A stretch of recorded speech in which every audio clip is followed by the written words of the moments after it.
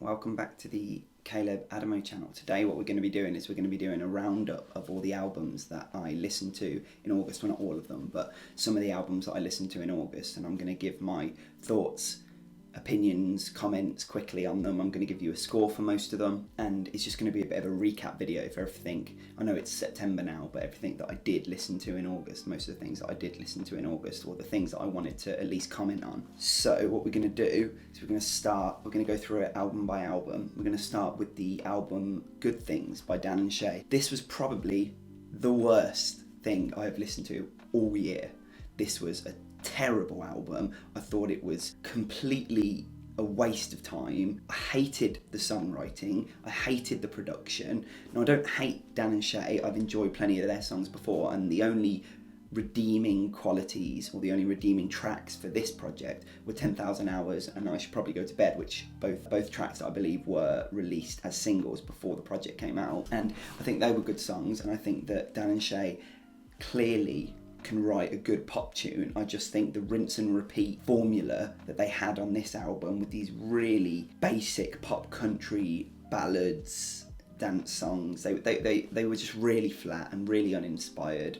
The songwriting left a lot to be desired. I don't think this will be something that I return to at any point. I might still listen to the song 10,000 Hours. It was a huge track on the charts everywhere. Everybody was listening to that. I still might listen to I Should Probably Go to Bed, and there are a number of singles that they released on past projects as well, like Tequila, another good song by Dan and Shay. Not on this project though. I think this was definitely one of the worst things I've listened to all year, and wouldn't recommend it. Give it a listen, have your own opinion, sure, but I wouldn't recommend it to people that were looking for good music, good pop music to listen to. I'm going to give this album a 2.8 out of 10, which maybe is a little bit kind, to be honest. It could probably be lower, but those two singles I've already mentioned elevate this album in my eyes a little bit because there is a redeeming quality to it in those two songs. Then moving on to the new Blackbear project, Misery Lake. Now this was a little EP that he released, a little EP kind of thing. It wasn't a full project, and I don't know whether it was throwaway songs off of his album from 2020, or I don't know if they're meant to be standalone tracks for a little EP. I'm not sure, but either way, the project came in at just over 18 minutes long, and to be honest, it was fun. It was good fun. It wasn't mind-blowing. It wasn't something that amazed me. I actually enjoyed this. I thought the songs I Am You and Ghost Town were both probably the weakest songs, but they weren't awful. They were fine to listen to. They contributed to the overall sound and aesthetic of the EP, which was, sure, this very finely tuned, typical Blackbear sound, and maybe some people would consider that or describe that as formulaic, because Blackbear doesn't exactly switch up from the way that he wants to make pop, hip-hop, R&B fused songs or tracks, but it was still nice to listen to. It was enjoyable. I really liked the songs At My Worst and Alone in a Room Full of People. I think they were both the first two tracks on the album, or it's not an album, but on the mixtape, and they were catchy, they were good fun. I don't think that much more needs to be said about the project. I think that Blackbear has a lovely voice. The way he mixes his vocals sure sounds very forced or put through the ringer, so very electronically altered, but it sounds nice, it sounds good, and I enjoyed it. So I gave this 5.9 out of 10. Not higher because it wasn't quality music, it was just a bit of fun. I think that's all that Blackbear was trying to do here. I don't think that these songs were meant to be the next full album, otherwise they would have been on a full album. It was just a bit of fun. So yeah, 5.9 out of 10 is what I gave this project by Blackbear. So moving on to Trip at Night, the album by Trippie that had a lot of people talking a couple of weeks ago. I never got round to review this. I did want to talk about it in full. I just unfortunately didn't have the time. Personally, enjoyed the album. Genuinely enjoyed it. I think that is saying something as well, considering the last three projects I heard. So I think Pegasus, A Love Letter to You 4 and Exclamation Point, awful albums. Genuinely really didn't like them, really didn't enjoy them, didn't see the direction that Trippie was wanting to go in. Yes, he's got a nice voice, yes, he can do some more shouty things with his vocals, but there was no sense of direction in terms of the production, and I don't know that there was a distinctive style even between those albums. He had production from like Skrillex on Exclamation Point, if I remember correctly, and yeah, it all just, they sounded really messy. However, on this album, there was definitely a cohesive sound. I know that some people didn't really like the arcade retro style production that was all throughout the album. Some people found it a bit gimmicky, but if it was a gimmick, I enjoyed that gimmick. I thought that it was a good and enjoyable album. I think that the features possibly did contribute to some of my enjoyment.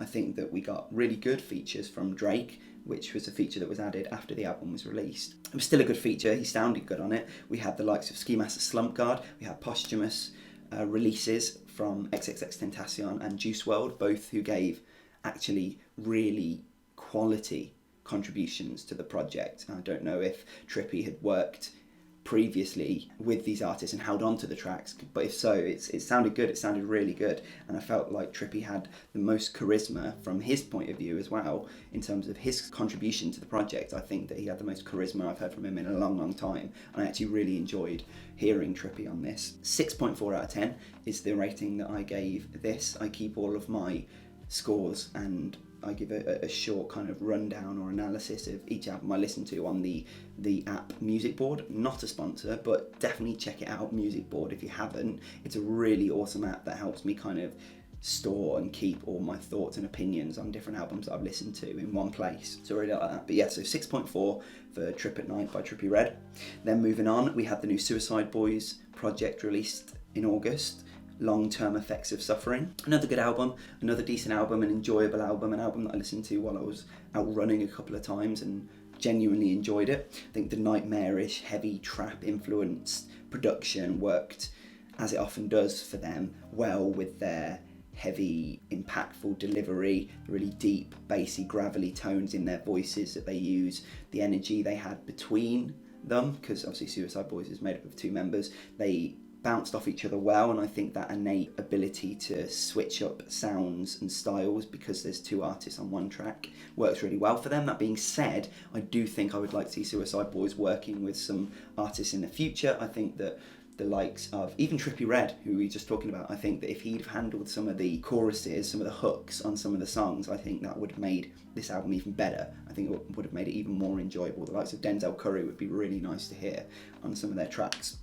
I think that he would bring a change of direction that would really benefit the project as a whole. I think the themes of mental health, personal insecurities, like I said, it was quite dark thematically and sonically, and I think that contributed to an overall aesthetic of the project, which they were clearly going for and aiming for, and that's very much something that Suicide Boys have done in the past and are probably going to do constantly in the future again. So if you like Suicide Boys' sound, definitely give it a listen. I think this was a big step up from the last project I heard from them in 2019, the collab project they did with Travis Barker, Live Fast Die Whenever it was called. I think that this project was definitely a step up from that. I gave this album a 6.5 out of 10, which I think is maybe generous, definitely not harsh, but probably about right in terms of the enjoyment I got from the album at the time. I don't think it's going to be something that I constantly want to come back to, but if I am going to go back to the Suicide Boys, this is definitely a project that I would consider listening to because I think it had value and I think it was good in many senses. Moving on to the new West Side Gun project that came out in August, so Hitler Wears Hermes 8, Sincerely Adolf.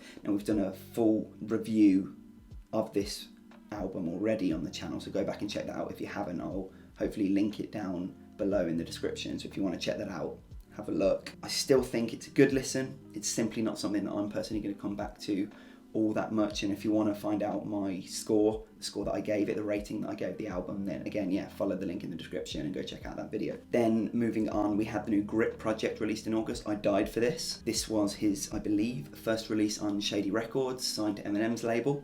I did want to do, this was another album that I wanted to do a full in-depth review of because I had a lot of interesting thoughts on this, but unfortunately I just didn't have the time. When I first listened to this, I put on the first 4 tracks and I was doing something else, I can't remember what I was doing at the time around the house, and it wasn't an album that, or those 4 tracks weren't something that really gripped me or really interested me, and I thought they were a little bit lackluster. Anyway, I stopped listening to the album, and then a few days later I came back and listened to the thing as a whole and managed to give it a proper listen through and found that it improved as the album went, or in my opinion the track listing improved as it went, and I found that the tracks later got better and better, steadily progressively better, and it turned out to be a really fun overall listen. And Grip is an artist that I'm very lucky I got to see live. When I went to see Jid in concert in London, I was able to see Grip, who was one of the supporting acts right before, and he was very impressive then. I'd never heard of him up until that point, and this was a couple of years ago now, maybe 2018, something like that. He was very impressive live, and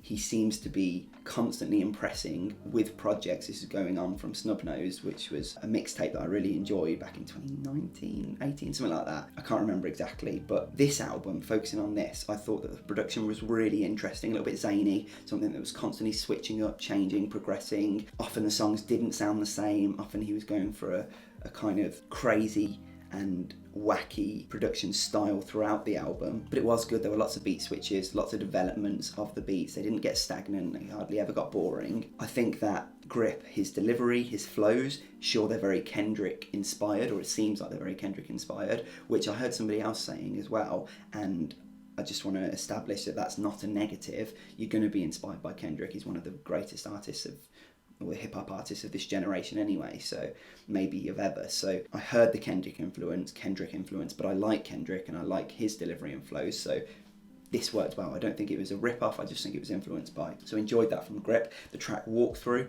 that featured Eminem was probably actually one of my favourite tracks on the album, maybe partly because Eminem actually delivered a really good verse. It was a very decent verse, and that's saying something because he's been on a bit of a losing streak recently with features and songs himself, Eminem, so it was nice to hear him elevating his game for Grip on this album here. I gave this a 7.5 out of 10.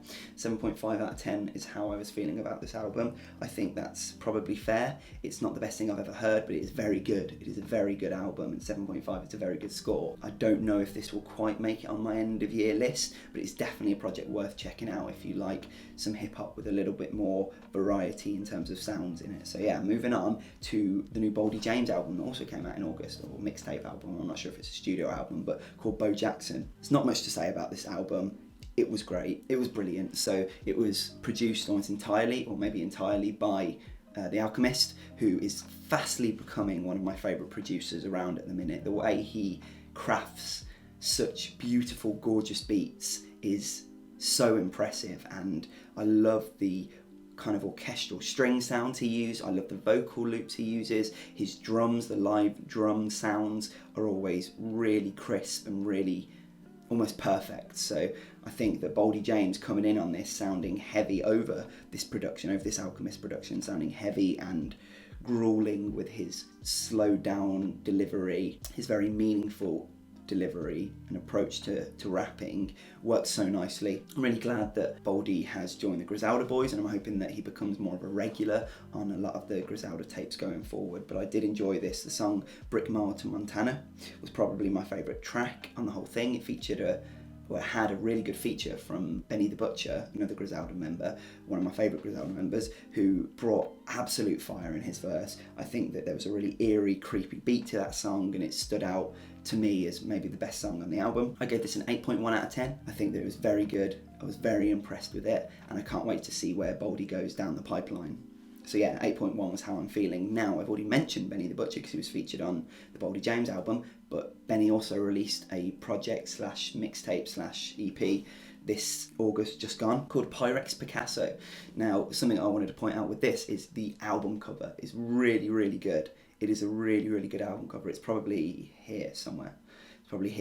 On the screen for you. And in a year that we saw the likes of Migos with Culture 3, Drake, Certified Lover Boy, and Donda by Kanye West all releasing, in my opinion, terrible album covers, it's really nice to see the Griselda Boys and the likes of Benny the Butcher putting some effort into the covers for their albums. Because don't get me wrong, an album cover doesn't change the quality of the music in the project, but what it does do is contribute to the overall kind of experience of the album, and I think that that's important, and it is something that is often underrated in terms of people's ability to not enjoy the music but to kind of resonate with an album and to remember it. I think that album artwork is something that artists, especially mainstream artists this year, seem to be not caring about as much as maybe they should. Anyway, I think that this mixtape, we'll call it that for now, was way too short. 19 minutes, that's the only gripe I have with it. Came in at 19 minutes long, and I wanted more. It was so good. The music was so quality, the features were so good from the likes of El Camino.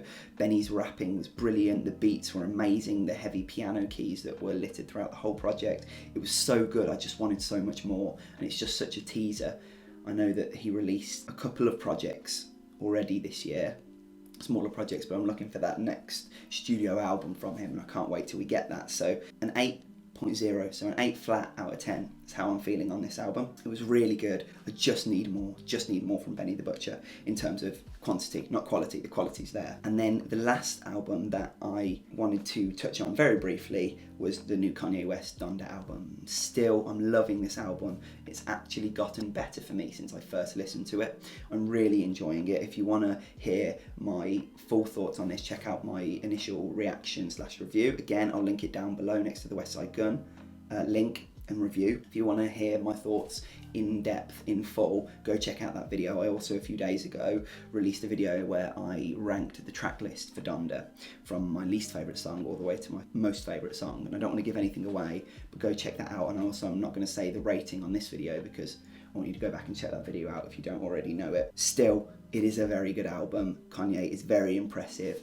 So I'll say it again for maybe the 4th time. It wipes Certified Lover Boy out of the water, completely out of the water, blows it out of the water. And there are plenty of memorable, interesting bangers on this album that you should definitely check out if you haven't already, but I don't know why you wouldn't have, because it's been everywhere. Okay, so that wraps up my roundup for August, my August roundup. I want to do one of these every month because I listen to lots of albums. I listen to albums every day, and often I don't talk about them on YouTube because unfortunately I just don't have the ability to talk about everything at the same time or release as many videos as I'd like to. It takes time to sort out my thoughts, to listen to an album enough, and then to put out my thoughts on YouTube. So I listen to lots of albums every month, and I wanted to do a roundup. So I'll do one for September in which I discuss some of the albums that I haven't been able to talk about in depth in a solo review.